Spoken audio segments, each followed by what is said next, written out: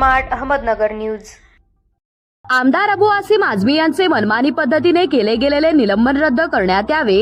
जोएफ जमादार, श्रीरामपूर प्रतिनिधी।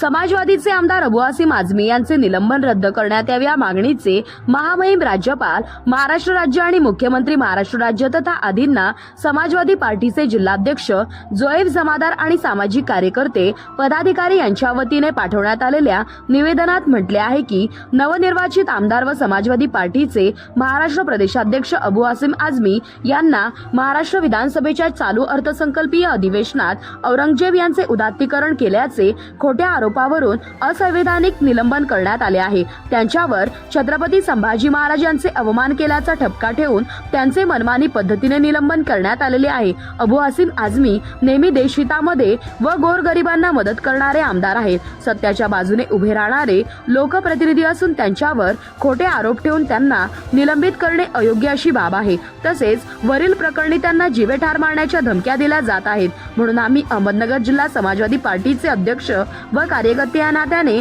आपणास नम्र विनंती करतो की लवकरात लवकर अबू आसिम आझमी यांचे निलंबन रद्द करून त्यांना Z+ सुरक्षा सिक्युरिटी पुरवण्यात यावी अशी मागणी समाजवादी पार्टीचे जोएफ जमादार, रशीद शेख, रिजवान बागवान, सलीम शेख, मुबारक शेख, अन्सार पिंजारी, सलमान शाह, समीर कारकर आदींनी दिलेल्या निवेदनात करण्यात आले आहे। या निवेदनाच्या प्रती राज्याचे मुख्यमंत्री, प्रांत अधिकारी श्रीरामपूर, तहसीलदार श्रीरामपूर आदींना पाठवण्यात आल्या आहेत।